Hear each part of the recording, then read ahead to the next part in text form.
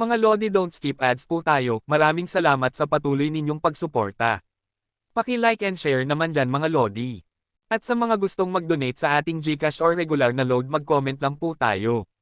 Para patuloy tayong makapag-upload ng mga bagong kabanata. Marami pong salamat. Subaybayan natin ang kwento ng isang kabataang nangarap para sa kanyang mga mahal sa buhay. Mula sa pinakamahina tungo sa pinakamalakas. Alamin natin ang kwento ng kanyang buhay. Kabanata 1361 hanggang Kabanata 1370. Kabanata 1361. Nang makita ng tupa ang mga inaantok na nilalang na hindi makalaban pabalik, tumakbo ito papalapit sa kanila. Huwag! Pinigilan ni Hansen ang cheap ship sa kanyang mabilis na paglapit at lumapit upang suriin ang kanilang kalagayan. Ilang sandali pa, isang 3 talampakan ng haba na kuliglig ang lumabas mula sa likuran ng isa sa mga nilalang. Ito ay nakabaluti ng ginto, tulad ng isang marangyang pulseres. Ang gintong dragon. Agad na hinaila pabalik ni Dragon Lady si Hansen. Alam mo ba kung ano ang bagay na iyon? Tanong ni Hansen sa kanya. Tumango si Dragon Lady bilang pagsang-ayon, at sinabi, ito ang mutated na nilalang na kilala bilang gintong dragon. Ang genocore nito ay ginto klase. Hindi man lang tayo makaasa na labanan ang bagay na iyon. Nasaktan ito ng mga sigaw, marahil ay mapapatay natin ito. Sabi ni Hansen, sinusundan ito ng mga mata na puno ng gutom. Kinagat ng gintong dragon ang ulo ng isa pang inaantok na nilalang at nagsimulang sumipsip ng katas ng utak at lugaw na nasa loob. Sumigaw ang nilalang sa sakit, ngunit hindi ito magawa ng kahit ano. Dahil nasaktan na noong nakaraang araw, agad itong sumuko sa kamatayan. Nang bumitaw ang gintong dragon, ang ulo ng nilalang ay may malaking lukab dito. Ito ay ganap na naubos, na iniwan itong parang isang walang laman na niyog. Nasusuka at medyo natatakot, tumalon si Cheap Ship sa likod ni Hansen para sa kaligtasan. Isang nilalang na may gintong genocore na maaaring o hindi maaaring malubhang na sugatan. Alam kong ang mga kalasag nito ay napakatibay, ngunit hindi iyon mahirap hulaan. Kumunat ang noo ni Dragon Lady, ipinapahayag na ito ay isang hanggal na ideya na subukang salakayin ang may sakit na insekto. Alam mo ba kung ano ang gawa nito? Tanong ni Hansen. Sumagot si Dragon Lady, na nagsasabi, ang genocore nito ay metal robe. Kapag kumapit na ito sa isang kalaban, hindi ito bibitaw hanggang sa mamatay ang biktima nito. Ang metal robe ay nagpapatindi ng pagpisil, kaya hindi ito maaaring maalog. Walang sino mang makatatakas sa pagkakahawak ng gintong dragon. Masusing pinakinggan ni Hansen ang kanyang mga salita, pagkatapos ay lumingon upang tingnan ang kuliglig at kumunat ang noo. Sinabi sa kanya ng Dangshan Aura na ito ay lubhang na sugatan, at na pinakamahusay na patayin ang halimaw ngayon. Umatras kayo, susubukan ko. Matapos pagmasdan ng insekto ng kaunti pa, nagpasya si Hansen na subukan ang kanyang swerte at tingnan kung kaya niyang talunin ang nilalang. Ito ang pinakamagandang pagkakataon na makukuha niya upang patayin ang isang gintong core na nilalang sa anumang oras, naisip niya. Kaya, tinawag ni Hansen ang kanyang bulwark umbrella at butler doll. Pagkatapos, lumapit sila sa kuliglig dragon. Napansin ng gintong dragon ang kanilang paglapit at pinakawalan ang metal robe nito, na sinunggaban ang butler doll.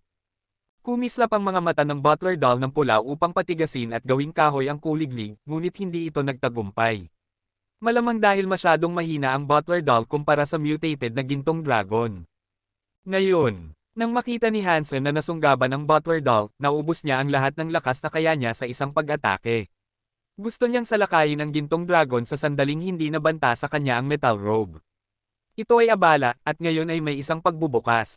Itinali ng robe ang butler doll, ngunit mukhang hindi na kailangan ng pagpapakain sa utak upang patayin ito. Ang butler doll ay nabasag sa mga piraso dahil sa pagpisil. Ang metal robe ay mabilis na lumipat ng target at nagtungo sa susunod na umaatake. Ginawa ang sarili nitong isang gintong sinag, ito ay bumaril patungo kay Hansen. Masyadong mabilis na napatay ang butler doll, ngunit hindi pa handa si Hansen na salakayin ang dragon. Iwinasiwas ni Hansen ang kanyang bulwark umbrella patungo sa metal robe. At habang ginagawa niya ito, tinawag ni Hansen ang kanyang crystal egg at itinapon ito sa gintong dragon. Sa una, parang tatamaan siya ng malas, dahil nagawang tipunin ng kuliglig ang lakas na kinakailangan para sa isang pag-ilag at magsagawa ng malinis na pag-iwas. Sa kabutihang palad, nasa panig ni Hansen ang swerte sa araw na iyon. Nang mapalampas ang itlog, tumama ito sa isa pang nilalang malapit sa puno, pagkatapos ay tumalbog mula sa nilalang na iyon upang tumama sa likod ng gintong dragon. Ibinalik ni Hansen ang itlog sa kanyang Sea of Soul, at pagkatapos, gamit ang kanyang sungay sa kamay, sinubukan niyang saksakin ang dragon. Hinawakan ng metal robe ang payong at sinubukang baliin ito. Alam ni Hansen na kailangan niyang magmadali, lalo na nang marinig niya ang pag-crack ng bulwark umbrella na parang nasa bingit na ito ng pagbasag. Ito ay isang kahangahangang piraso ng kagamitan, ngunit ito ay tanso lamang na klase. Maaaring mas malakas ito kaysa sa Butler, ngunit hindi ito magtatagal laban sa isang gintong klase na Geno Core. Hindi sigurado kung gaano katagal magtatagal ang payong, lumipat si Hansen sa ikalimang gear. Napansin ng gintong dragon na papalapit si Hansen, kaya yumuko ito, nais na salubungin ang target nito. Itinaas ni Hansen ang kanyang sungay at nagcast ng Ghost Slash. Nang halos maabot na ng rubberized dragon ang kanyang mukha, ang sungay ay direktang natusok sa katawan ng kuliglig. Ang shell nito ay naging mas malambot, ngunit hindi sa lawak na nasaksihan ni Hansen dati. Ang nilalang ay nananatiling nakakatakot. Hindi nagawang ganap na tumagos ang sungay sa katawan ng kuliglig, at pagkatapos ng isang mahabang pagtulak, natagpuan ang sarili na itinatapon pabalik at palayo. Nang mapansin na hindi gumana ang sungay, nagpasya si Hansen na oras na upang gamitin ang Super Spank. Kung gumana ang Super Spank, ang katawan ng gintong dragon ay dapat na ganap na masira. Gusto ni Hansen ang laman ng nilalang, ngunit wala na siyang ibang pagpipilian ngayon dahil sa sitwasyon na kinalalagyan niya. Nasugatan at may debuff ang Gold Dragon, ngunit hindi pa rin ito kalaban na dapat maliitin. Ito ay isang marahas, magulo na maliit na bagay, pati na rin. Sa matinding galit, ito ay matapang na sumugod kay Hansen, kumikinang ng gintong ilaw. Naramdaman ni Hansen na naputol ang kanyang kamay, ngunit tiniis niya ang sakit at sinubukang masira ang isang bahagi ng sunod-sunod na istruktura nito sa pamamagitan ng Dangshan Sutra. Ang Super Spank ay nakakapatay sa pinakamahina na bahagi ng isang kalaban at nagsisimula ng isang chain reaction, ngunit ang kaaway na ito ay napakalakas, napakahirap para kay Hansen na gawin iyon. Pang! Nag-commit si Hansen sa pag-atake at sinubukang ihagis ang kanyang timbang sa pagbagsak ng unang domino. Kabanata 1362. Nag-aalala sina Dragon Lady at Chip Ship. Kung hindi nagawang tumagos ng sungay ni Hansen ang gintong dragon, magkakaroon ba ng saysay ang paggamit niya ng kanyang mga kamao? Tiyak na mas mahina ang isang sampal. Naguguluhan at nag-aalala, nanood sila ng may pagtataka habang ang kanyang palad ay walang kahirap-hirap na tumusok sa gintong dragon, na parang ang nakakatakot na nilalang ay gawa lamang ng tubig. Boom! Sa sandaling binawi ni Hansen ang kanyang kamay mula sa katawan ng nilalang, ito ay nagbigay ng isang nakakabingi na sigaw. Pagkatapos, ang buong bagay ay nabasag at naging alikabok na dumulas sa banayad na simoy ng hangin. Naparalisa sina Dragon Lady at Chip Ship, sinusubukang maunawaan kung paano nagawang sampelan ni Hansen ang isang gintong Geno na nilalang hanggang sa mamatay. Mutated Creature Gold Dragon Killed. Walang nakuha na Beast Soul. Natanggap ang Gold Geno Core, Gold Dragon Lock. Ubusin ang laman nito upang makakuha ng 0 hanggang 10 Mutant Geno Points ng random. Ang Metal Robe, na ngayon ay pinamagatang Gold Dragon Lock, ay pinalambot ang pagkakahawak nito sa payong at pumasok sa Sea of Soul ni Hansen. Gold Dragon Lock, Gold Element Gold Geno Core. Kahit na ang laman na sana ay makakain niya ay nawasak, at nawala niya ang Butler Doll sa labanan, naisip ni Hansen na ito ay isang karapat-dapat na palitan. Ang isang gintong Geno Core ay hindi ka panipaniwala. Boss! Masyadong galing ka. Hindi napigilan ni Chip Ship na sumigaw, habang tumatakbo siya patungo kay Hansen. Ngunit hindi siya binigyan ng mainit na pagtanggap dahil sinipa ni Hansen ang kanyang mahiyain na kasama sa lupa dahil sa pagtawag muli sa kanya na boss. Sabi ko sa iyo na huwag mo akong tawaging boss. Kahit na hindi niya ito aaminin, natatakot si Hansen kay Chip Ship at sa sumpa na maaaring sumusunod dito. May dalawa pang primitive na nilalang sa ilalim ng puno, samantalang ang iba ay ordinaryong nilalang. Ang kanilang mga utak ay lahat ay nasipsip ng tuyo, ngunit ang mga katawan ay mayroon pa ring karne na humihingi lamang na kainin. Kaya, iyon ang ginawa ni Dragon Lady. Naghanda siya ng isang napakagandang hotpot para sa kanilang apat, at pagkatapos ay nagtipon silang lahat upang magpainit at kumain ng mga nilalang ng masaya. Bigla, narinig nila ang tunog ng pag-crack ng nyebe. May papalapit. Ngunit hindi ito lumapit ng palihim, at nang lumingon si Hansen upang tingnan, nakita niya ang isang nilalang na hindi kalayuan sa kanila. Nakita niya na ito ay nasugatan, kahit na mula sa pinakamaikling sulyap. Ang nilalang ay parang isang pulang kabayo, ngunit ito ay maliit at bata, mas katulad ng isang pony. May malalim na hiwa sa tiyan nito, at ito ay dumudugo. Ang paggalaw nito ay isang masakit na pag-stagger, at malinaw na nahihirapan ang nilalang na gawin ang kaunti lamang na pagtayo. Nang ang pony ay nasa 10 metro lamang ang layo mula sa grupo, ito ay nahulog at bumagsak ng nakaharap sa nyebe. Kahit na anong gawin nito, hindi na ito makabangon. Mukhang pagod na pagod ang pulang pony. Nagawa nitong itaas ang ulo nito, ngunit iyon lang, at may isang umiiyak na tunog at isang malumanay na umiikot na ulo na pinalamutian ng isang nagagalit na ekspresyon, tumingin ito kay Hansen at Bauer, na parang humihingi ng kanilang tulong. Hahaha, ngayon, iyon ay isang serbisyo sa paghahatid. Sabi ni Chip Ship na nakatingin sa pony ng may malaking excitement. Tumalon siya, tumawag ng sungay, at lumapit sa pony, handang putulin ang lalamunan nito at patahimikin ang mga mahinahong pagtangis nito sa sakit at takot.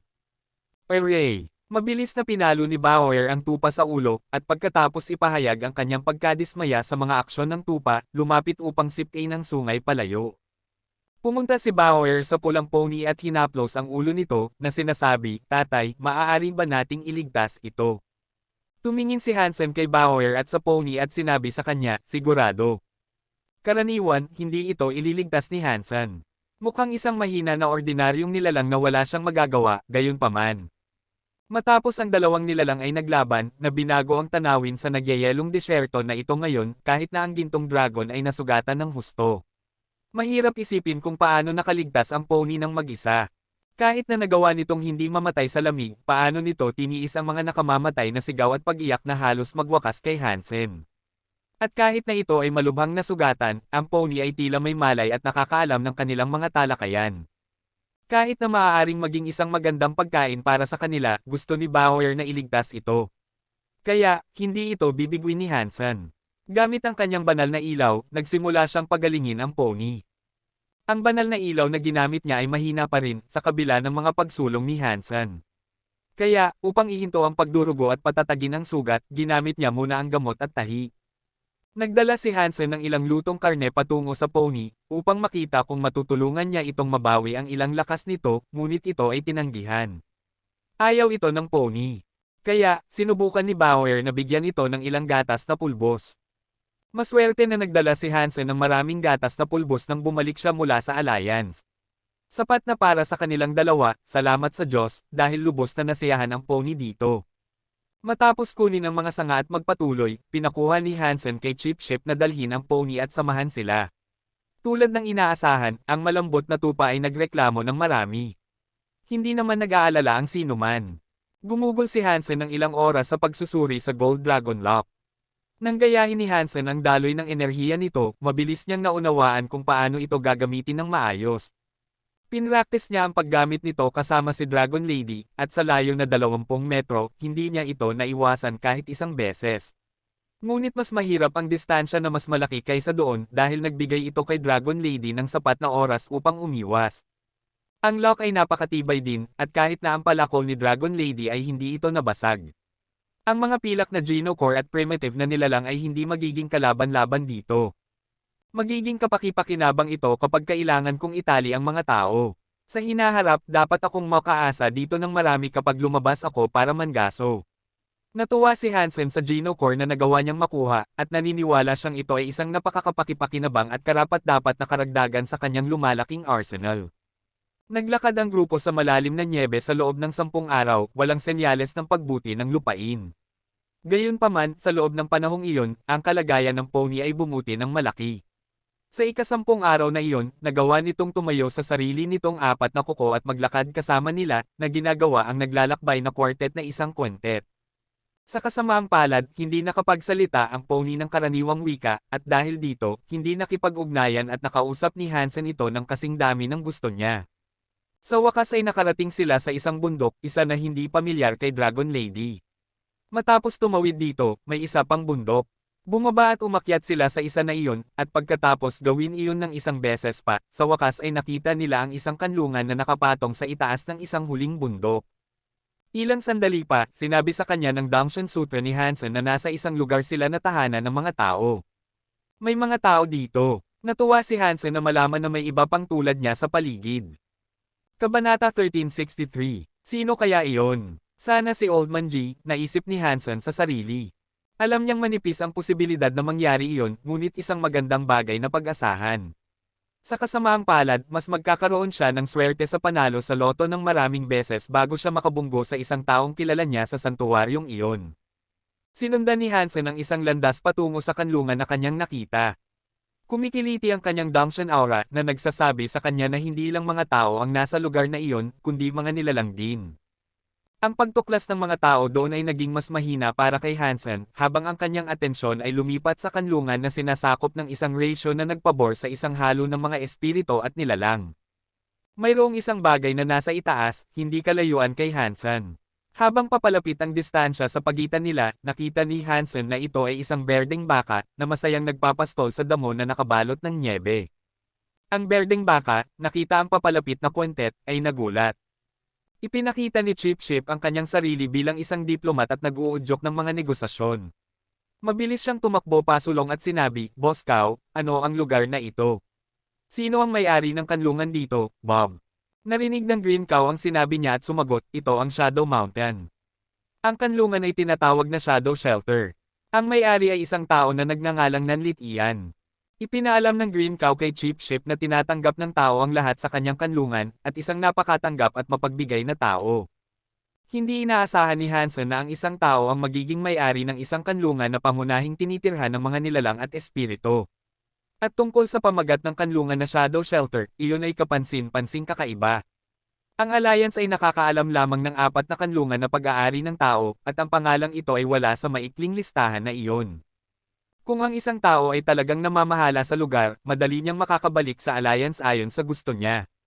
Kung ganoon ang kaso, paano hindi pa niya narinig si Hansen dati?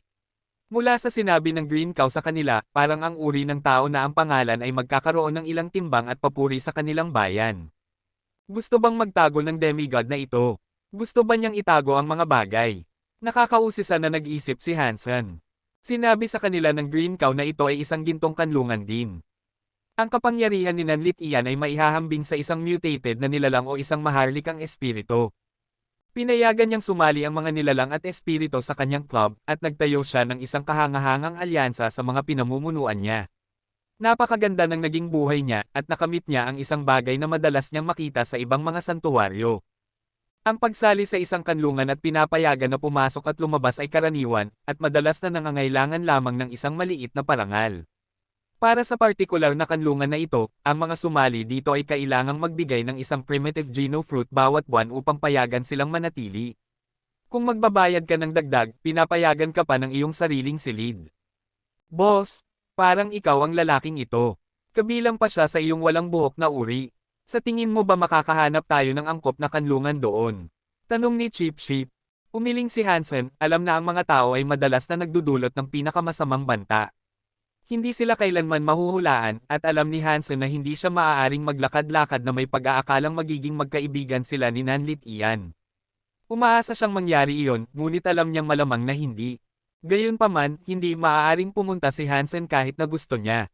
Kailangan niyang bayaran ang bayad na isang primitive Geno fruit, at iyon ay isang bagay na wala siya. Tinanong ni Hansen ang Green Cow kung saan siya makakahanap ng mga prutas na iyon. Sumagot ang Green Cow, na sinasabi na ang pinakapanganib na bagay na dapat bantayan ay hindi ang mga karibal na nilalang o mga karibal na espiritu, kundi ang mga halaman mismo. Karaniwan para sa marami na magkaisa at magtulungan upang makuha ang Geno fruit. Habang tumalikod si Hansen upang umalis, nagpatuloy ang Green Cow sa pagsasabi, "Sabi ko, Mungo, parang isang mahuhusay na tao ka. Gusto mo bang sumali sa aking koponan? Lahat kami ay primitive at nagpaplano na magtipon ng isang buong bangkos ng Geno fruits." Naisip ni na Hansen at Dragon Lady na hindi masamang ideya ang sundan ng Green Cow. "Masaya kaming sasali sa iyo, ngunit wala pa kaming nakolektang kahit isang prutas," sabi ni Hansen. Sinabi sa kanila ng Green Cow, "Okay lang iyon. Kung gusto mong sumali, tatanggapin ka namin ng bukas ang mga bisig." Nakita na napakabait ng Green Cow, mabilis na pumayag si Hansen na sumali sa kanya at sa kanyang mga kasama. Pagkatapos, sa kanilang ngalan, binayaran ng Green Cow ang bayad na magpapahintulot sa kanila na manatili sa kanlungan. Ang Green Cow, matapos dalhin sila sa Shadow Shelter, ay tila naghihintay na ipakilala sina Hansen at ang kanyang grupo sa kanyang mga tiyak na hindi pangkaraniwang mga kaalyado. Ang Shadow Shelter ay isang gintong kanlungan, at ito ay halos kapareho ng isang lungsod. Naroon ang metropolitan vibe na may kaguluhan at pagmamadali, ito ay isang melting pot ng iba't ibang lahi at uri na lahat ay nagtutulungan. Ito ay isang kaakit-akit na lugar na mapapasukan. Ang kagandahang asal ay isang sorpresa rin. Walang pagsalakay sa isa't isa, at tila mapagbigay at maaalalahanin ang bawat nilalang doon. Old cow, niloko mo ba ang buong grupo na ito na sundan ka pabalik dito? Habang pumapasok sila mula sa gate, nagsalita ang isang espiritu na itinuro ang kanyang pananalita sa Green Cow. Tumingin sina Hansen at Dragon Lady sa Green Cow nang may nakakunot na mga mata, hindi sigurado sa ibig sabihin ng espiritu. Ano man ang kahulugan nito, hindi ito tunog na positibo. Mabilis na sumagot ang Green Cow na sinasabi, pakiusap, huwag mo siyang pansinin, ngungo. Tumawa ang bantay ng kanlungan at sinabi, patuloy kang niloloko ang mga mahirap na tao na sumali sa iyong koponan para masundan kanila sa isa pang walang kabuluhang pakikipagsapalaran sa Hidden Valley. Dapat kang nagastos ng 200 buhay hanggang ngayon, ito ay nagiging nakakatawa. Ilang tao ang talagang nabuhay, kasunod ng iyong mga hanggal na ekspedisyon sa lugar na iyon. Pagkatapos ay lumingon ang bantay kay Hansen at sinabi, ipinapayo ko sa inyo na panatilihin ang inyong distansya mula sa isang ito. Maaari niyang mailabas ang kanyang sarili mula sa isang paper bag, at siya ay kasing dulas ng isang eel sa isang oil slick. Huwag hayaang ma-charm ka ng mga matamis na esmeralda niyang utong. Green Cow, nagsinungaling ka ba sa amin? Tanong ni Chip Chip. Mag-slow down ng isang segundo at hayaan mo akong magpaliwanag, hindi kailanman ipinipinta ng bantay ang sinuman ng napakaganda. At kung ayaw ninyong pumunta, hindi ko kayo pipilitin, ngunit dapat nating talakayin ang mga bagay na ito ng detalyado. Plano kong gawin ito mamaya, ng buong transparency at lahat, nangangako ako. Ngungo. Ang Green Cow ay natatapilok sa kanyang mga salita. Hindi masyadong nagulat si Hansen, at alam niyang hindi siya dapat umasa ng libreng tirahan ng walang mga kondisyon. Ito ay makulimlim mula sa simula pa lang. Gayunpaman, hindi natatakot si Hansen sa mga mapanlinlang na pukana na maaaring ginawa laban sa kanya. Ngunit bukod doon, mayroon siyang lugar na matutuluyan. Sige na. Mag-usap tayo, sabi ni Hansen. Matapos bayaran ng Green Cow ang bayad at maayos na ang lahat, nagpunta silang lahat sa kanyang silid para sa talakayan. Habang papunta sila doon, kakaiba ang tingin sa kanila ng mga nilalang at espiritu. Ang ilan ay may nakakatawang hitsura, habang ang iba ay parang naaawa sa kanila. Anuman, tila nakagawa si Green Cow ng isang reputasyon para sa kanyang sarili. Kabanata 1364. Pinapangako ko sa inyo, mga kaibigan, ang Hidden Valley ang libingan ng Starsea Beast. Kung mahanap natin ang mga buto nito, tayo ay bibigyan ng pinakamaganda sa mga gantimpala. Sa loob ng silid, nakasandal si Green Cow sa dalawang kuko sa isang pader. Gamit ang dalawang nakataas niyang binti, nagpalit-palit siya sa pagitan ng pagtawid sa mga ito nang walang pakialam, pagtapik sa kanyang dibdib, at paglalaro sa kanyang mga utong. Naunawaan ni Hansen na ang Hidden Valley na binanggit ng Green Cow ay dating sinasakop ng isang sagradong nilalang na may dugo na nagngangalang Starsea Beast, na naging napaka-teritoryo. Patay na ito ngayon at matagal na rin. Nakarinig si Green Cow ng isang kwentong binibigkas ng isang taong naglakbay sa Hidden Valley na mayroong malawak na kayamanan doon. Iyon ang nagudyok sa kanyang masidhing pagnanais na maglakbay doon, sa pag-asang mangolekta, kahit na ang mga buto at Geno-core man lang. Gayunpaman, ang lambak ay kinuha ng iba't ibang kakaibang halaman. Nakamamatay ang mga ito, at hindi mabilang na mga nilalang at espiritu ang nawala ng buhay sa paghabol sa layunin ni Green Cow. Matapos patayin ang lahat ng taong iyon, inaasahan mong pupunta kami doon. Sino ang magsasabi na hindi lang ito isang ulit? Sabi ni Chip Chip. Dapat kang maniwala sa akin. Alam ko kung paano makukuha ang kayamanan sa pagkakataong ito nang walang pagdanak ng dugo. Dapat kang magtiwala sa akin, pagmamakaawa ni Green Cow. Mabilis na sumagot si Chip Chip ng isang pagtanggi. Kung alam mo kung paano makakarating doon ng ligtas at tunog, bakit mo kami kailangan? Sabi ni Green Cow, gusto ko lang. Ga. Okay? Gusto mo bang malaman ang sikreto kung paano makakarating sa kayamanan at makaiwas sa pinsala? Sasabihin ko sa iyo, nang huling pumunta kami doon, natuklasan namin ang isang yungib sa lambak. Malamang na naroon ang mga buto, ngunit sa kasamaang palad para sa amin, ang yungib ay may malaking bato na hamarang sa pasukan nito. Hindi ko ito naitulak palayo. Pinagpatuloy ni Green Cow ang kanyang paliwanag na sinasabi, kung susundin ninyong dalawa ako, at susundin ang aking gabay, maaari kong tiyakin ang inyong kaligtasan. Walang malubhang pinsala ang mangyayari sa inyo. Kung hindi mo naitulak ang bato, ano ang nagpapaisip sa iyo na matutulungan namin ito? Tanong ni Hansen. Maaaring hindi ko na itulak ang mabigat na batong ito ng lubusan, ngunit nagawa kong igalaw ito. Sa tulong ninyo, tiyak na posible na ilipat ito ng lubusan, sabi ni Green Cow. Hindi sasalungat si Hansen sa pagkolekta ng mga buto doon, at interesado rin siya sa mga halaman na maikling binanggit ni Green Cow. Ang mga genoplant ay hindi nagbibigay ng mga benepisyo sa mga tao, ngunit naisip ni Hansen na maaari niyang makuha ang black crystal upang pakainin ang mga ito. Nang matapos ang pagbuo ng bulwark umbrella, ang laki ng black crystal ay nabawasan muli. Nag-shrink ito ng isa pang 10% at magiging lubhang nakakabahala kung magpapatuloy ito sa bawat genocore na kanyang nilikha.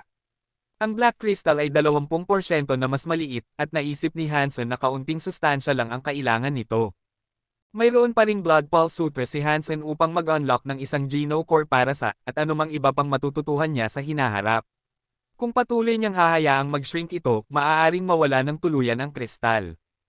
Ang black crystal, sa pamamagitan ng kakayahang sumipsip ng mga life force, ay maaaring mabawi ang lakas at laki nito gamit ang mga halaman.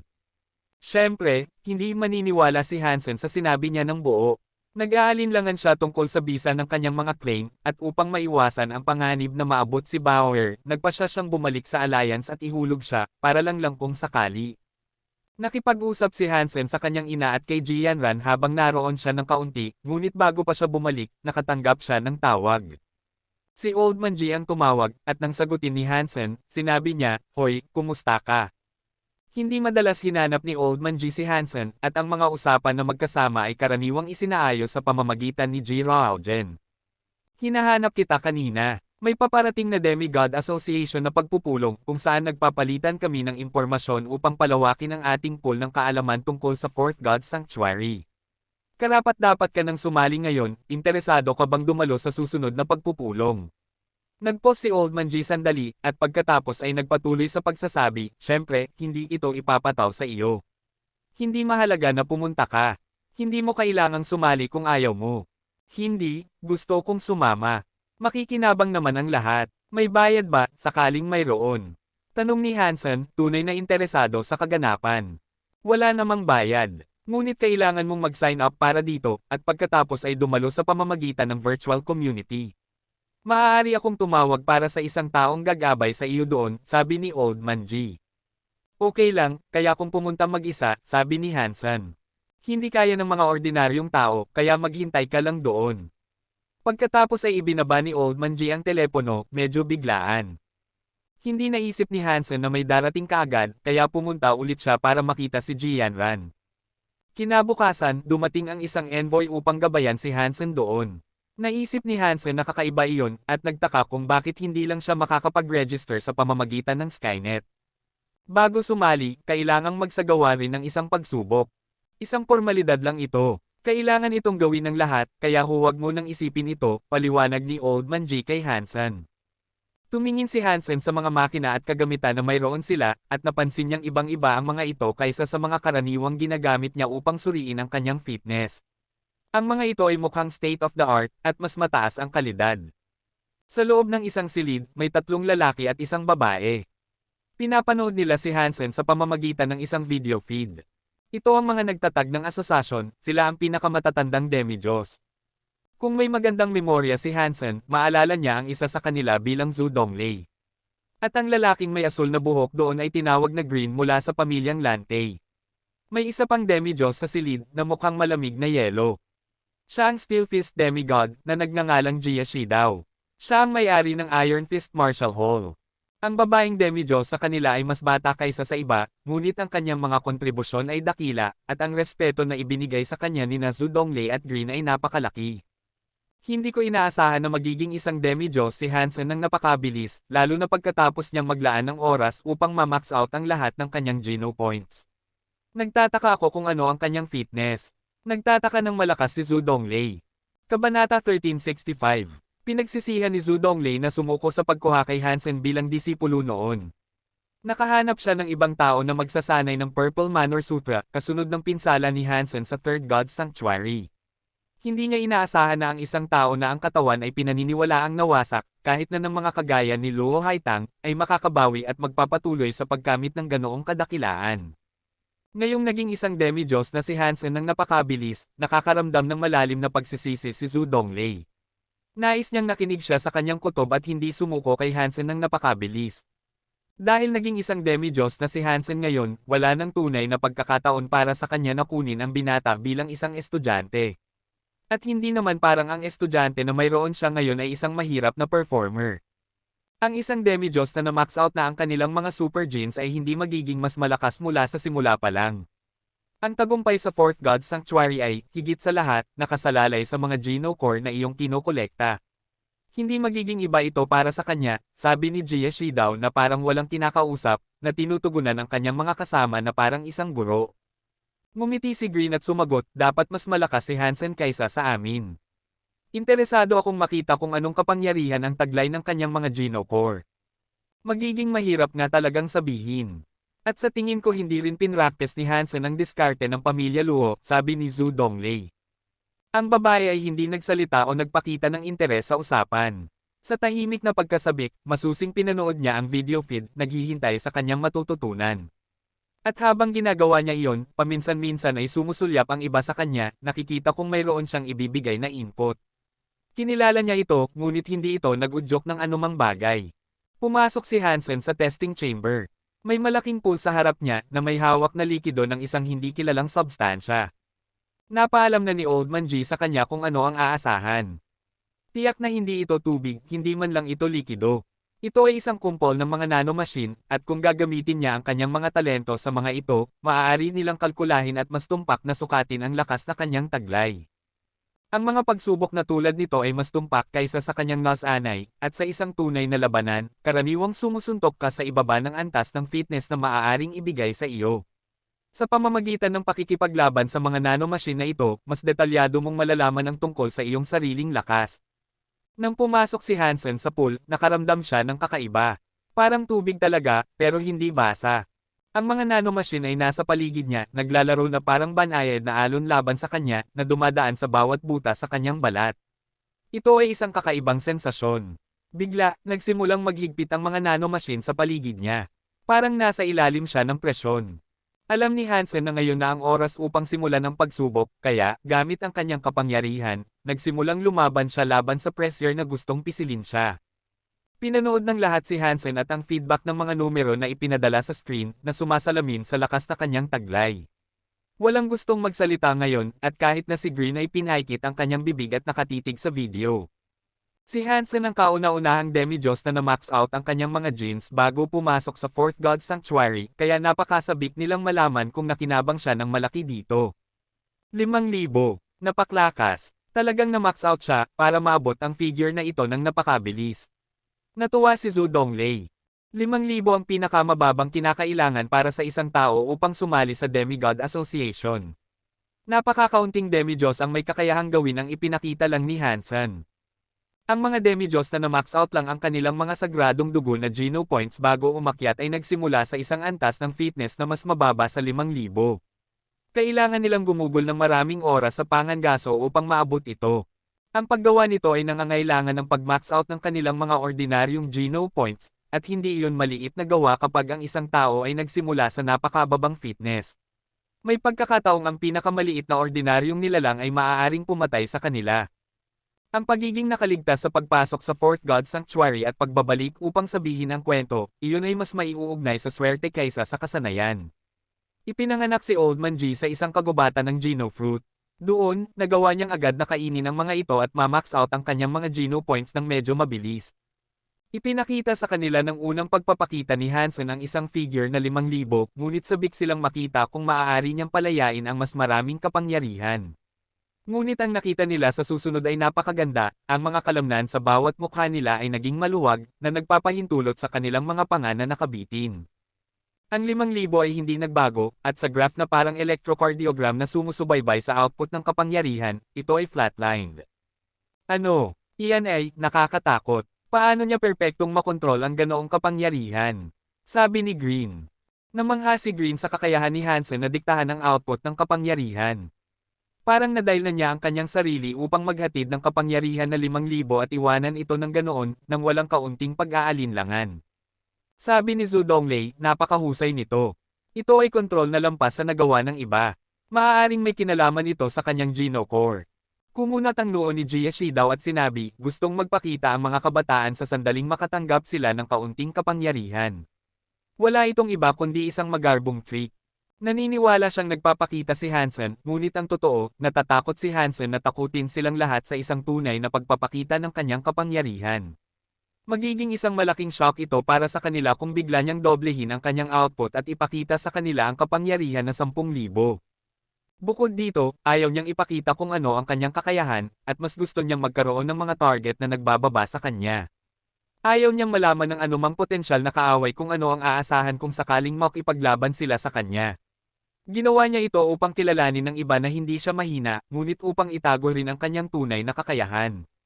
Sa kasamaang palad, hindi niya alam na nakakainis ito kay Jia Shidao. Gagawa ako ng combat test, sabi ni Jia Shidao. Hindi siya pipigilan ng iba, kaya tumango lang sila. Alam nila kung bakit hindi niya gusto si Hansen, at iyon ay dahil ang Iron Fist Martial Hall ay palaging nakikipagkompetensya sa Wangfu Martial Hall. Pinili ni Hansen na makipagtulungan sa pamilyang Wangfu at hindi sa kanya, na parang isang maliit na bagay. Mula noon, wala siyang magandang masasabi kapag pinag-uusapan ng iba si Hansen. Gayunpaman, naisip ng lahat na gumawa ng magandang pagpipilian si Hansen na nagdulot ng inis kay Jia Shidao. Ang hindi nakuha na pagkakataon na sanayin ang isang tao na naging isang dakilang bayani ay patuloy na gumugulo sa kanyang isipan simula noon. Kabanata 1366. Ang asosasyon ay umiiral pangunahin dahil sa pangangailangan para sa detalyadong pagsusuri at pagdissect ng mga paksa tungkol sa Fourth God Sanctuary. Kung wala kang kapangyarihan upang suportahan ang impormasyon na maaari mong ibigay, sa pangkalahatan, hindi man lang mahalaga kung ikaw ay isang demi-Diyos. Ang salita ay mura, pagkatapos ng lahat. Kaya't umiiral ang mga pagsubok na ito, at ang threshold para sa pagpasa at pagiging miyembro ng piling asosasyon ng demi-Diyos ay ang pagpapatunay na mayroon kang kapangyarihan na hindi bababa sa 5,000 fitness. Ang combat test ay upang bigyan ng isang bagong demi-Diyos ng pagkakataon na patunayan ang kanilang halaga at ipakita ang lawak ng kanilang mga posibilidad. Ang mga mas matatandang miyembro ay maaaring maunawaan at matuto ng higit patungkol sa mga bagong miyembro upang maturo, gabayan, at ipaalam sa kanila. Ang sinumang karapat-dapat na sumali sa Demigod Association ay itinuturing na matatag. Mayroon silang mataas na antas ng paggalang sa isa't isa dahil ang pag-abot sa puntong iyon ay hindi isang karaniwang gawa. Lahat sila ay naghahangad na tulungan ang isa't isa at tuturuan nila tulad ng gusto nilang ituro sa kanila. Parang isang koleksyon ng mga milyonaryo, maliban na lang kung palagi silang sumasawsaw sa bulsa ng isa't isa, at ayos lang iyon. Kung ang isang tao ay mahirap at hindi kayang masakop ang gastos ng pagsasawsaw ng iba, walang sino man ang papayag na kumuha siya mula sa bulsa ng iba. Ang combat test ay isang epektibong paraan upang sukatin ang pinakabagong mga kalaban, at habang hindi ito nag-aalok ng anumang agarang, nasa salat na gantimpala, nagbabayad ito ng mga dibidendo sa daan. Hindi narito si Hansen upang magpakita, ngunit ayaw niyang isipin ng iba na mahina siya. Higit sa lahat, ayaw niyang mapahiya si Old Man G. Pagkatapos ng lahat, personal siyang inimbite ni Hansen doon sa matibay na paniniwala na siya ay magiging isang mahalagang miyembro ng asosasyon. Magaling! Dumating si Old Man G malapit kay Hansen at tinapik ang kanyang mga balikat. Ang paraan ng pagpapakita ni Hansen sa mga demi-Diyos ng kanyang kakayahan sa pamamagitan ng perpektong pagtama sa 5,000 ay nagdulot ng gulat sa marami sa mga demi-Diyos. Naisip ni Old Man G na maayos na nahawakan ni Hansen ang unang pagsubok, at nag-iwan ito ng maraming espasyo para hulaan ng iba kung ano ang tunay na lakas niya. Sana hindi kita napahiya, sabi ni Hansen. Mapahiya ako. Ipinagmamalaki mo ako. Halika, hayaan mong ipakilala kita sa mga OG sa ating gitna. Kailangan mo ring makipaglaban sa isa sa kanila, at kung magaling ka, maaari mo nang ituring ang iyong sarili na isang ganap na miyembro ng asosasyon. Tumawa si Old Man G. Dinala si Hansen sa isang malaking martial hall, at doon, ipinakilala siya ni Old Man G sa kanyang mga kasama. Narinig na ni Hansen ang tungkol kay Green, Zhu Donglei, at Jia Shidao dati. Ang babae sa kanila ang nag-iisang hindi kilala ni Hansen. Nang ipakilala ni Old Man G si Hansen sa kanila, hindi niya ipinakilala si Hansen sa babae. Parang multo siya sa silid. Tahimik na tahimik ang babae, at naisip ni Hansen na baka isang tahimik na sekretarya siya. Ngunit tila puno siya ng hindi nasabi na mga lihim at isang aura ng misteryo. Mayroong tiyak na isang bagay tungkol sa babaeng iyon na hindi niya maipaliwanag. Sinabi ni Old Man G na may 4 pang founding member, ngunit naisip niyang kakaiba na makita siyang nagpapalampas sa babae at hindi ipinakilala siya sa kanya o siya sa kanya. Mukhang bata siya, ngunit agad mong masasabi na malakas siya. Mas gugustuhin ni Hansen na labanan ang lahat ng ibang demi-Diyos ng sabay-sabay kaysa harapin siya. Ang pagiging espesyal niya ang nag-iisang paliwanag para maramdaman ni Hansen ang ganito. Sinabi na, ang babae ay hindi mukhang espesyal, ngunit isang bagay ang tiyak, ang kanyang mukha ay napakaganda. Kahit na ang mga espiritu ay hindi kayang dalhin ang kagandahang kanyang malumanay na hinahawakan. Hindi lang maganda ang babae sa hitsura. Ang kanyang kagandahan ay lumampas sa kanyang pisikal na anyo na pininturahan ang hangin sa paligid niya ng isang napakagandang ningning. Mayroon siyang aura ng hindi masusukat na kagandahan. Nakakita na si Hansen ng maraming magagandang babae sa kanyang buhay, ngunit ang babaeng ito ay mas higit sa lahat. Agad niyang nakilala siya na, sa kanyang mga mata at marahil sa mga mata ng lahat, ang pinakamagandang babaeng nakita niya. Pagkatapos ay tinamaan si Hansen ng isang kakaibang sensasyon, at naalala niya ang isang taong nagkukwento sa kanya ng isang pakiramdam na eksakto kung ano ang kanyang nararanasan ngayon. Matapos maghanap sa mga maalikabok na filing cabinet ng kanyang isipan, naalala niya. Nang kausapin ni Uncle Bob si Hansen tungkol sa nagpapanggap na Diyos at sa mga kahilingan na maaari nitong ipagkaloob, sinabi niya na mayroong isang magandang babae sa kanilang gitna na hindi nagbigay ng kahilingan. Dalawa lang ang hindi nagbigay ng kahilingan, kaya, kung siya ang babaeng ito, tiniyak ni Hansen na magbigay ng sobrang pansin sa kanya ngayon. Nakakatawa iyon, aminado ni Hansen matapos mag-isip ng ilang sandali. Naisip niyang nag-stretch siya ng husto upang i-connecta ang mga ito, at anumang pagkakatulad ay malamang na isang pagkakataon lamang. Ipinaalam ni Zhu Donglei kay Hansen na si Jia Shi daw ang makikipagkompetensya sa kanya. Bago pa lumapit si Hansen upang magpatuloy sa labanan, lumapit si Old Man G sa tabi niya upang bamulong ng isang bagay sa tainga ni Hansen. Sinabi niya, sa Third God Sanctuary, nang kailangan nating magdesisyon sa mga kapareha, pinili natin si Wang Fu kaysa kay Iron Fist. Natatakot akong susubukan niyang saktan ka. Dapat kang mag-ingat ng husto. Kung may mali, sumuko ka na lang. Walang masama doon. Mag-iingat ako, sabi ni Hansen, bilang tugon. Alam na ni Hansen ito dahil mayroon siyang magandang relasyon kay Wang Fu Pingqing at Wang Fujing, ang huli sa dalawa ay mas kilala bilang Queen. Ang kanilang martial hall ay ang pinakadakila rin sa alliance. Ngunit ganoon ang buhay, at kung minsan ay kailangan mong gumawa ng mga pagpipilian na makakasakit sa iba. Gayunpaman, hindi natatakot si Hansen, at hindi niya hahayaang bastyusin siya ni Jia Shi daw at pagtawanan siya, kahit anong gawin niya. Pumasok si Hansen sa martial hall kung saan naghihintay na si Jia Shi daw. Kailangan ni Hansen na manatiling buhay sa labanan sa loob ng 10 minuto, at karaniwan, ang senior member ay magiging madali sa bagong miyembro, ngunit malinaw na hindi ito ang mangyayari. Agad na tumingin si Jia Shi daw kay Hansen at sinabi, ibigay mo sa akin ang lahat ng kaya mo. Tingnan natin kung ano ang espesyal sa iyo, at kung paano ang pag-max out ng Super Geno Points ng isang tao ay maaaring magdulot ng malaking pagkakaiba. Hindi sumagot si Hansen sa sinabi niya, ngunit nagpakita lamang ng kagandahang asal at yumoko. Masaya akong makilala ka. Hindi gagamitin ni Hansen ang kanyang self-Geno Core, dahil kung masisira ang mga ito, matagal bago sila muling mabuo. Kaya, tinawag ni Hansen ang isang gintong lubid na nagpaputok kay Jia Shi daw na parang isang ahas na sumusugod. Kabanata 1367. Lubos na kumpiyansa si Jia Shi daw sa kapangyarihan ng kanyang mga kamao, kaya hindi siya tumawag ng Geno Core. Ang Iron Fist Martial Hall ay naging sikat dahil sa kanyang Iron Fist Slash, isang brutal na galaw kapag sinamahan ng kanyang antas ng fitness. Nagawa pa nga niyang ma-max out ang kanyang ordinaryo, primitive, at mutant Geno Points, na inilagay ang kanyang antas ng fitness sa mahigit 15,000. 8,000 sa mga antas na iyon ay mula lamang sa mga mutant Geno Points. Naniniwala siyang kaya niyang talunin at sirain ang anumang bagay gamit ang kanyang Iron Fist, kahit na ang mga pilak na Geno Core. Napahanga siya na nakagawa si Hansen ng isang tanso na Geno Core, ngunit hindi niya naisip na mayroon siyang anumang mas malaki kaysa doon. Kaya, komportable si Jia Shi daw sa posibilidad na gumamit lamang ng kanyang mga kamao. Hindi niya naisip na kailangan niyang tumawag ng kanyang sariling Geno Core. Ngunit naisip niyang may mali sa sandaling ihampes ni Hansen ang isang parang letigo na bagay patungo sa kanya. Ang bagay ay nakakatakot na mabilis. Ang paghihintay na makita kung anong Geno Core ang gagamitin ng isang bagong nakikipaglaban ay palaging kapana-panabik dahil iba-iba ang mga hugis at anyo nito. Ang pagkamalikhain ng ilan ay mula sa makapangyarihan hanggang sa nakakatawa. Ngunit ito si Hansen, at ang paghihintay na makita kung ano ang kanyang nilikha ay nasa tuktok na. Nagsimulang magdilim ang mga kamao ni Jia Shidao, at itinulak nila ang kanilang mga sarili sa papasok na sinag ng ginto.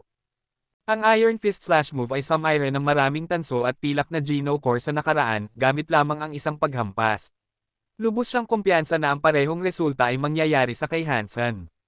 Ngunit nang tumama ang kanyang kamao sa ilaw, ang mga tensyonadong kalamnan sa kanyang mukha ay mabilis na bumitaw. Isang metalikong tunog ang umalangaw-ngaw, habang naramdaman niyang tumama ang kanyang kamao sa isang materyal na kasing tigas ng lambot nito. Ito ay may chewy na texture. Hindi niya mawasak ang Gold Dragon Lock, at agad niyang naramdaman na siya ay nahuli. Kagiliw-giliw. Ang kanyang Geno Core ay isang lubad, tiyak na makakatali ito sa kanya. Tumawa si Zhu Donglei. Naisip ni Green na ito ay kasing kahanga-hanga ng nakakatawa, at tumawa siya at sinabi, malinaw na minamaliit siya ni Jia Shidao. Taya ko, ang Geno Core ni Hansen ay may kapangyarihan na nagpapalambot, parang unan. Hindi nagsalita si Old Man G, at patuloy lang na nanood. Napaalam na ni Hansen sa kanya kung ano ang kanyang self-Geno Core, kaya alam niyang ang kanyang ginagamit ngayon ay wala sa mga iyon. Ngunit napakasabik pa rin ni Old Man G na malaman ang klase ng Geno Core na ginamit ni Hansen. Napagpasyahan ni Old Man G na ito ay isang pilak na Geno Core, at isang napakahusay pa nga. Habang tila nagpapakita ito ng kapangyarihan na mas karaniwang inaasahan sa isang gintong Geno Core, hindi niya naisip na makakakuha si Hansen ng isa sa mga iyon. Naisip nilang nagkamali si Jia Shidao, at hindi niya nailagay ang lahat ng kanyang kapangyarihan sa pag-atake na nais niyang gawin. Naisip nilang napagtagumpayan siya ng kanyang pagmamataas, at bilang resulta, pinahihintulutan niyang mapagtagumpayan din siya ni Hansen. Madali niyang mawasak ang mga pilak na Geno Core, at siya mismo ay may gintong self-Geno Core. Bukod sa self-Geno Core na ito, marami siyang tanso at pilak, kaya ang paunang pagkuha na ito ay hindi nagdulot ng kapahamakan para sa kanyang labanan laban kay Hansen. Ang pagtakas sa bitag, ayon sa paniniwala niya at ng iba, ay magiging madali. Umaasa si Old Man G na malapit ng itabi ni Hansen ang core dahil magiging isang malaking kahihiyan ang makita na masisira ang isang napakatalino na Geno Core. Ngunit hindi iyon gagawin ni Hansen. Kailangan ni Hansen na umasa sa Geno Core na ito upang makuha ang pangitaas na kamay nang hindi nalalaman ng iba. Hindi niya kayang ipagsapalaran ang paggamit ng kanyang iba pang mga Geno Core dahil masisira ang mga ito. Kahit na ang mga self-Geno Core ay maaaring masira at pagkatapos ay muling mabuo, ang paggawa nito ay magdudulot ng malaking strain sa katawan. Matagal din ito, oras na hindi kayang bayaran ni Hansen ngayon. Hindi hahayaan ni Hansen na mangyari ito, at iniisip na ito ay isang magandang pagkakataon upang subukan ang kanyang Gold Dragon Lock, sabik siyang malaman kung makakawala ba si Jia Shidao. Kumpiyansa siya sa lock, at alam niyang ang fitness ni Jia Shidao ay hindi katumbas ng isang top dog mutant na nilalang. May pagkakataong hindi siya makatakas sa pagkakahawak nito. Sinubukan ni Jia Shidao na mapanatili ang kanyang kalmado, ngunit kailangan niyang magpakita ng kunot. Ginamit niya ang lahat ng lakas na kaya niya, ngunit kahit anong gawin niya, hindi niya makalaya ang kanyang sarili. Nagulat ang lahat nang makita nila. Nakita nila ang kanyang mga kalamnan na tumataas, na nakabalot ng mga na-stress na ugat. Parang anumang oras ay mababasag ang kanyang mga kalamnan sa tela ng kanyang damit, na muling tinutukoy kung ano ang ibig sabihin ng pagiging rip. Ngunit mas lalong humigpit ang lubad, at hindi ito nagpakita ng anumang senyales ng pagbasag. At sa kalaunan, nagsimulang masira ang damit na inilalantad ang umbok na katawan ng lalaki. Mabilis na naging nakakabahala ang mga bagay. Hindi huminto ang lubad sa paghihigpit, at sa kalaunan ay nagsimulang masira ang balat na nagdudulot ng dugo. Nagbago ang mukha ni Jia Shidao. Ang kanyang kapangyarihan ay parang bulkan, ngunit ang mukhang maliit na lubad ay nagtagumpay sa kanya. Sinubukan ni Jia Shidao na aigan ang kanyang mga kalamnan ng maraming beses sa pag-asang makakawala siya, ngunit wala nang lumuwag. Hindi niya makuha ang kanyang sarili ng anumang kaluwagan, at ang dugo ay nagsimulang mamula sa lubad at tumulo sa sahig ng hall. Isang napaka-awkward na eksena, sa totoo lang. At habang pinapanood nila, nagsimulang magbaluktot ang mga mukha ni na Green at ng iba pa. Nagulat sila na hindi makatakas si Jia Shidao sa isang bagay na talagang isang lubad. Mukhang nasa isang kakilakilabot na kondisyon siya, na lalong lumala dahil sa kanyang pagiging kumpiyansa nang lumabas siya doon. Gusto niyang patunayan kay Hansen na nagkamali ang binata sa hindi pakikipagtulungan sa kanya. Mukhang isang tunay na tanga siya ngayon. Wala ring ideya si Jia Shidao kung ano ang gagawin niya, kaya nagpasya siyang tumawag ng kanyang gintong Geno Core. Alam niyang hindi makakatulong ang kanyang tanso at pilak, at kung tatawagan niya ang mga ito, para lang masira, mas lalo lang madedagdagan ang kahihiyan. Ang gintong Ginocore na kanyang tinawag ay isang pares ng malalaking gunting na puno ng mga ngipin ng isda. Mukhang gawa ito sa black steel, at nakakatakot na matalas. Nagulat si Old Man G nang makita siyang tumawag ng kanyang Ginocore na Scissor Slash.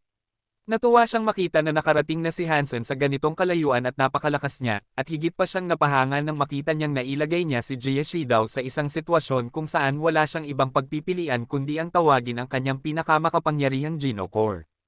Kabanata 1368. Ang Ginocore na Scissor Slash ay kontrolado ng isipan ng may-ari nito. Walang pag-aatubili, lumipad ito patungo sa mga tumitibay na lubid at sinubukang putulin ang Gold Dragon Lock. Nakaramdam ng panghihinayang si Old Man G habang pinapanood ang pangyayaring ito. Umaasa siyang tatawagan ni Hansen ang kanyang Ginocore, at inaasahan niya madali lang puputulan ng multo na gunting ang bagay na iyon. Naisip niyang sayang ang isang napakagandang bagay. Ngunit nang kagatin ng may ngipin na bibig ng gunting ang lubad, ang tanging nangyari ay isang pagsabog ng mga spark. Ang lubad ay hindi nasira. Nanlaki ang mga mata ni Green, hindi sigurado kung tama ang kanyang nakikita. Hindi siya makapaniwala na kayang tiisin ng Gold Dragon Lock ang kagat ng mga gunting na iyon. Ang mga nasa grupo ay magkakakilala na sa loob ng ilang dekada, kaya alam na alam nila kung gaano kalakas si Jie Shidao.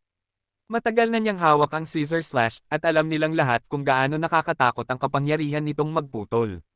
Nakakagulat na hindi nito mawasak ang lubid ni Hansen. Nagmukhang seryoso ang mukha ni Jie Shidao. Patuloy siyang nangangagat sa kanyang mga tali ng mabaliw, ngunit wala siyang nagawa.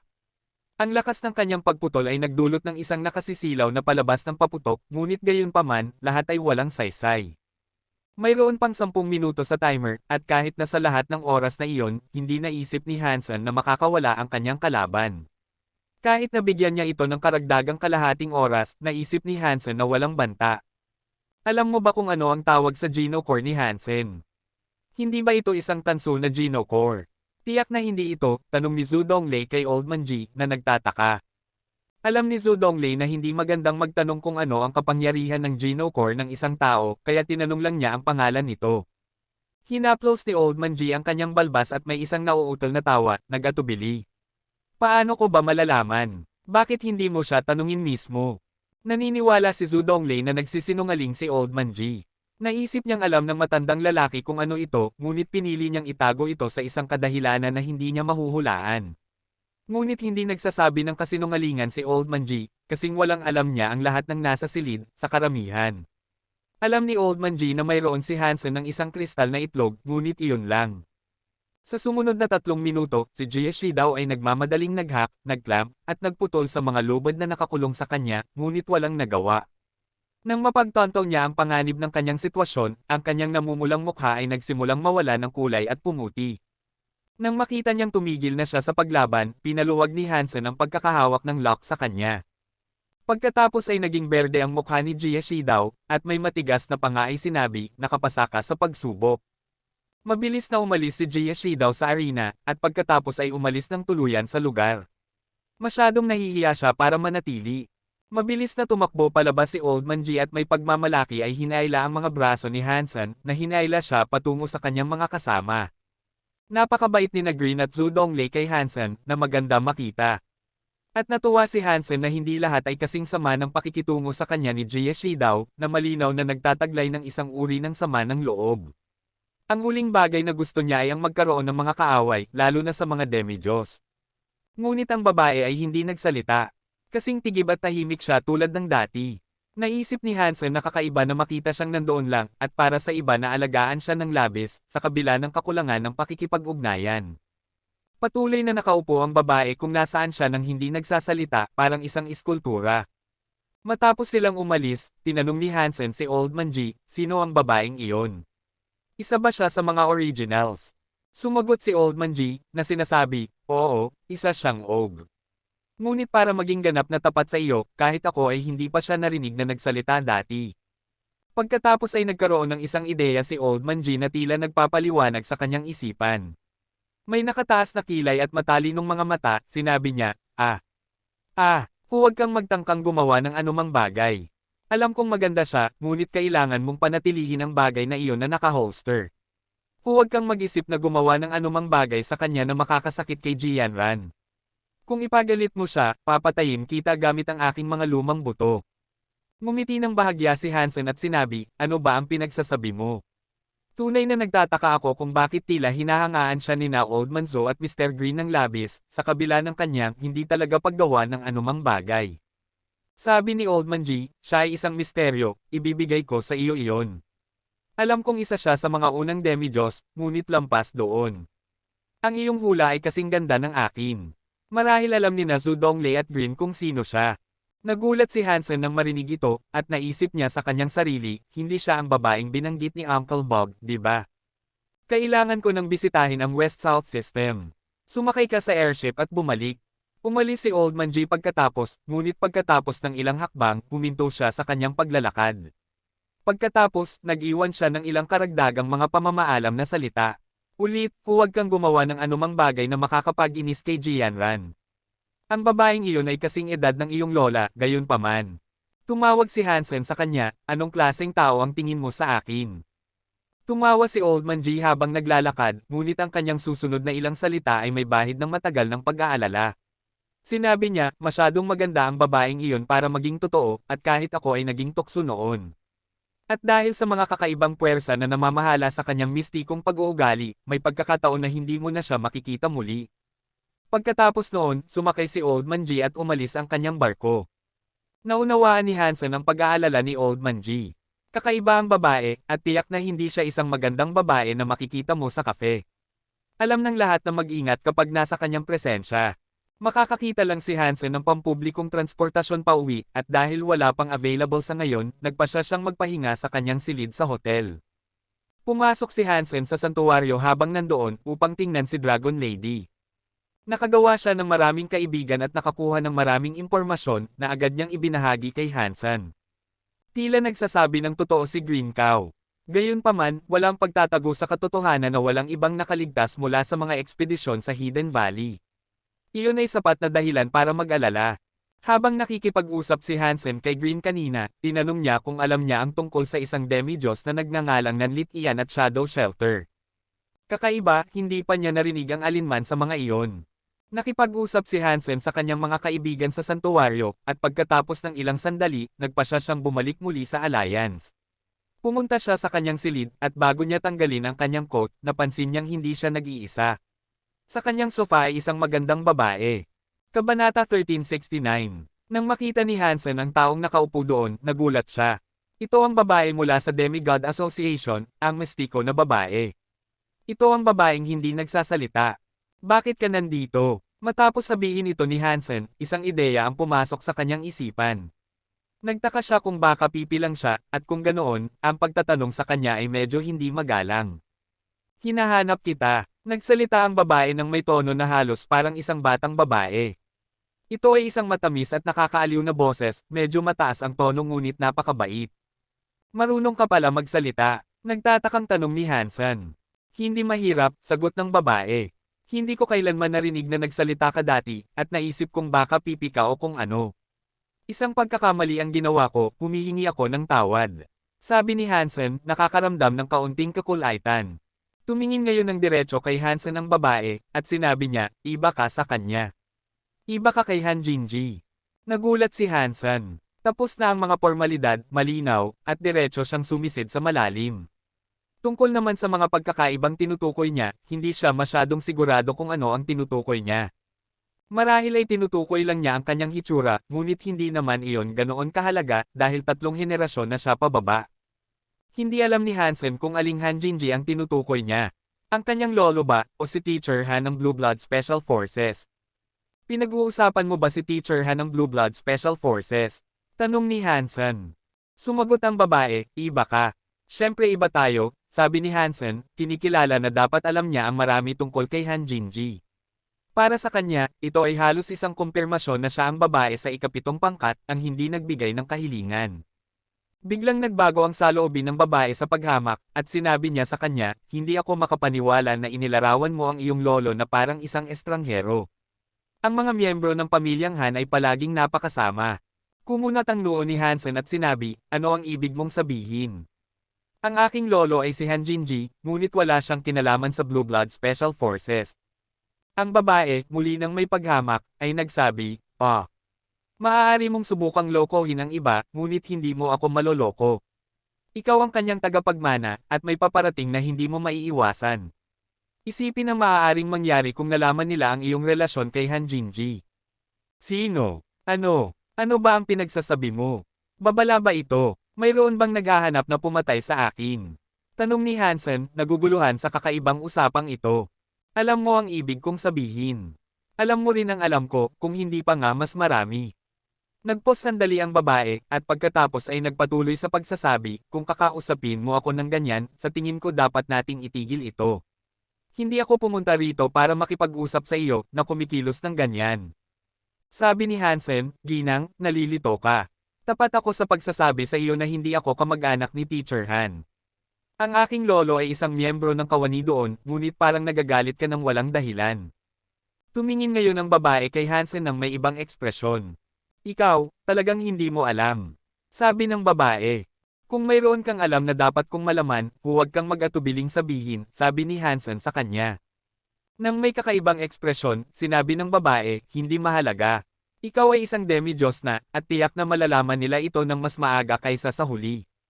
Matapos ang isang mahaba at nakakabahalang katahimikan sa pagitan nila, nagsalita ulit siya. Sa kabutihang palad, iba ka. Sapat na pagkakaiba para mabuhay ka. May sinabi na siya ng mga katulad nito ng ilang beses na ngayon, at wala pa ring ideya si Hansen kung ano ang tinutukoy niya. Ang kanyang mistikong pagdating sa kanyang silid ay hindi na ang kaaya-aya at nagbubunyag na pagkikita na inaasahan niya.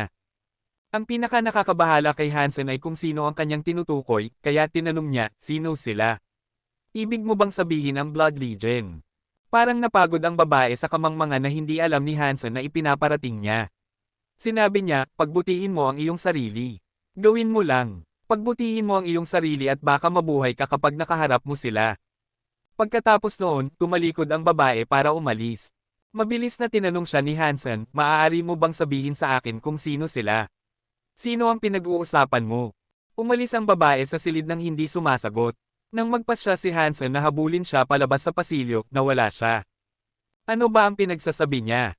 Ano ang ibig niyang sabihin? Sa tingin ba niya ako ang tagapagmana ni Teacher Han? O isang masamang laro ba ang gustong laruin niya, sinusubukang lokohin ang iba? Ang isip ni Hansen ay puno ng mga tanong. Sinabi ng mga tao na imposible na magkaroon ng tagapagmana si Han Jinji, at maraming tao ang naniniwalang hindi siya ang tagapagmana ni Hansen. Nagdulot ito ng alitan sa ilang individual. Ngunit iba ang pagkakataong ito. Sobrang sigurado ang babaeng ito na siya ay isang tagapagmana na nagdulot sa kanya na umalis ng biglaan. Kung si Han Jinji ay isang miyembro ng Blood Legion, ang pamilya ni Hansen ay dapat pa ring nagtataglay ng ilang asul na dugo. Ang mga taong ito ay masyadong mayabang. Hindi ba sila makakapagsalita ng malinaw kahit isang beses? Naisip ni Hansen na marahil ay nasanay na siya sa misteryo at pagiging malabong mga tao na ito ngayon, ngunit malinaw na hindi. Kung hindi nagsimulang mamatay ang henerasyong iyon, tiyak na matututunan na niya ang lahat ng gusto niyang malaman ngayon. Mayroon lamang isang natutunan mula sa kanyang maikling pakikipag-usap sa babae, at naunawaan at sumang-ayon siya dito. At iyon ay ang pangangailangan para sa kanya na pagbutihin ang kanyang sarili. Nang makarating siya sa bahay, bumisita siya sa virtual community ng Demigod Association. Doon ay nakahanap siya ng maraming impormasyon tungkol sa iba't ibang mga genocore at malawak na mga mapa na masusuri. Ang nilalaman na magagamit niya sa mga tuntunin ng material na pang-aaral ay lumampas sa mga inaasahan na itinakda ni Old Man G. Sa kasamaang palad, wala sa mga magagamit na mapa ang nagpapakita ng rehiyon ni Hansen sa Fourth God Sanctuary. Normal naman iyon. Ang Fourth God Sanctuary ay napakalaki, at mayroon lamang 100 tao ang nakatira doon ngayon. Si Hansen ay hari ng Third God Sanctuary, ngunit kahit na siya ay hindi nakalapit sa paggalugad sa buong lugar na iyon. Bumalik sa santuwaryo, nalaman ni Hansen na sina Dragon Lady at Chip Ship ay nagpunta sa Pangangaso. Ang pulang pony na kanyang pinagaling kamakailan ay naiwan. Dinala ni Hansen ang pony at si Bauer sa gate na naghahangad na lumabas para mangaso rin. Si Nanlit iyan ay bumalik na. Habang papalapit si Hansen sa gate, may tumawag, at nagsimulang magtsismisa ng mga tao sa isa't isa. Kabanata 1370. Curious si Hansen na makita kung sino talaga si Nanlit iyan. Hanggang ngayon, ang lalaki ay isang kumpletong palaisipan. Matapos maglakad palabas ng gate, tumingin si Hansen sa unahan upang makita ang isang tao na nakasakay sa isang itim na unicorn. Malinaw na nakita ni Hansen na tao ito, at kung kailangan niyang magbigay ng hula, sasabihin niyang mga 30 taong gulang na ito. Siyempre, maaaring mapanlin lang ang mga hitsura. Dahan-dahang naglakad ang unicorn pataas sa isang mabagal, halos paikot-ikot na bilis. Nagbigay ito kay Hansen ng pagkakataong obserbahan ang lalaki at ang kanyang kabayo, ngunit ganun din naman ang kabaligtaran. Nang makita ng lalaki si Hansen, ipinahinto niya ang kanyang unicorn ng tuluyan. Doon, nagkatinginan silang dalawa. Makikita man lang ni Hansen na ang lalaking ito ay talagang bago sa kanya, na isang ginhawa. Hindi siya isang taong galing sa nakaraan na mahihirapan siyang matendaan, isang bagay na madalas nangyari. Ngunit mahigpit ang mga mata ng lalaki. At ang kanilang pagkatingin kay Hansen ay maituturing na masigasig kung hindi lang sila masungit. Parang itinuturing niyang magnanakaw si Hansen na lumabas ng kanyang bahay at nais niyang saktan siya. Binuhat ni Hansen si Bauer at walang pakialam na naghanda siyang umalis, na parang ang tensyon na nararamdaman ay isang kathang-isip lamang ng imahinasyon ng lalaki. May gulo na nagaganap at kahit na hindi masabi ni Hansen kung bakit, alam niyang mas mabuti kung tatakas siya. Malinaw na ito ang teritoryo ni Nanlit Ian, at kung mananatili si Hansen at gagawin niyang kaaway ang tao, mas lalabanan siya. Nagsimulang lumawak ang espasyo sa pagitan ng mga hakbang ni Hansen, hanggang sa makita niyang tumatakbo siya ng kasing bilis ng kaya niya. Bago niya ito namalayan, 1 milya na ang kanyang natakbo. Ang pulang pony ay sumusunod din sa kanya. Mukhang nahihirapan itong makasabay kay Hansen, at kung hindi mo titingnan ng mabuti, halos parang hinahabol siya ng pony. Ngunit nagawa nitong makasama siya, kahit papaano. Hindi nagsalita si Nanlit Ian, ngunit malinaw na parang may gusto siyang sabihin kay Hansen. Ibininalak niya ang kanyang kabayo at sumunod kay Hansen. Ang unicorn ay dapat na isang mutant na nilalang, at mas mabilis ito kaysa kay Hansen, kaya walang problema itong makasabay. At nang mapansin ito, alam ni Hansen na nasa problema siya. Alam niyang ang pagtakas ay hindi magiging solusyon sa biglaang paghaharap na ito. Sa kasamaang palad, wala siyang ibang maisip na gawin. Kung kinuha ni Nanlit Ian ang isang gintong kanlungan, dapat mayroon din siyang isang gintong Geno Core. Iba ito kaysa sa naranasan niya kay Jie Shidao, at agad na nakita ni Hansen na mas malakas ang kalaban na ito. Pagkatapos ng lahat, kinuha niya ang isang kanlungan. Naisip ni Hansen na magagamit niya ang kanyang Gold Dragon Lock upang bitagin at pigilan ang paglapit ni Jie Shidao. Parang bulag siyang sumugod kay Hansen, kaya dapat walang problema doon. Ngunit hindi niya babaguhin ang kanyang direksyon o gagawa ng ibang bagay hanggang sa malaman niyang kailangan na niyang gawin iyon. Papalapit na ang unicorn, at halos nasa takong na ni Hansen. Ang galit na nakasakay sa itaas nito ay nakahawak ng sibat sa kanyang mga kamay, handa nang saksakin si Hansen. Hindi nagtagal bago ito ihagis ni Nanlit Ian, at habang dumadaan ito sa damit ni Hansen, sumisid siya sa labas ng paraan na parang paniki. Ngunit nakakatakot ang bilis nito, at kahit na naka-activate ang kanyang Jad-Esken, nagawa pa ring masaktan ang sibat nang umiwas siya. At sapat na iyon para magdugo. Napagtanto ni Hansen na napakalaki ng agwat ng fitness sa pagitan nilang dalawa. Kailangan na ng diplomasya. Bakit mo ako inaatake? Ano ba ang ginawa ko? Sigaw ni Hansen ng malakas. Nais ni Hansen na makatanggap ng sagot at kahit papaano ay maantala ang isang potensyal na sumunod na pag-atake na maaaring handa nang tapusin siya. Alam mo kung bakit? Bakit ka pa tumatakbo? Sabi ni Nanlit Ian, habang inaabot niya ang isa pang sibat at iniswing ito na parang baliw. Tinawag ni Hansen ang kanyang Gold Dragon Lock, at pagkatapos ay sinabi, hindi ako tumatakas sa iyo, nag-sprint lang ako araw-araw. Intense ako. Ipinulupot ng lubid ang sarili sa sibat, at pagkatapos ay nagpatuloy pasulong upang bitagin ang nakasakay. Mabilis na gumanti si Nanlit Ian. Binitawan niya ang kanyang sibat at umiwas bago siya maitali.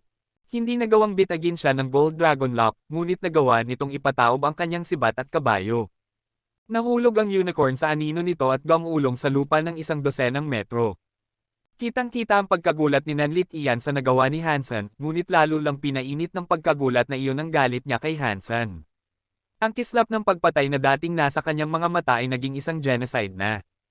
Tinawag niya pabalik ang sibat, at muling lumitaw ito sa kanyang mga kamay.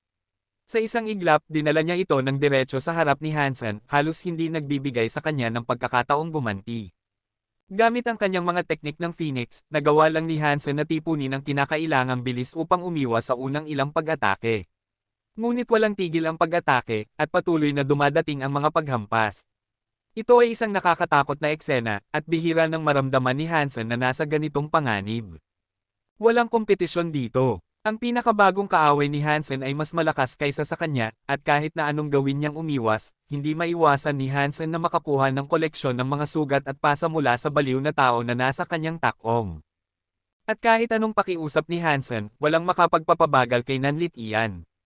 Wala siyang ideya kung bakit siya sumusugod sa kanya ng ganyan, ngunit nakakabahala ang mga pangyayari. Nasiraan ng loob sa nangyayari, naramdaman ni Hansen na nagsisimulang maubos ang kanyang pag-asa. Tahimik din niyang sinumpa si Chip Chip.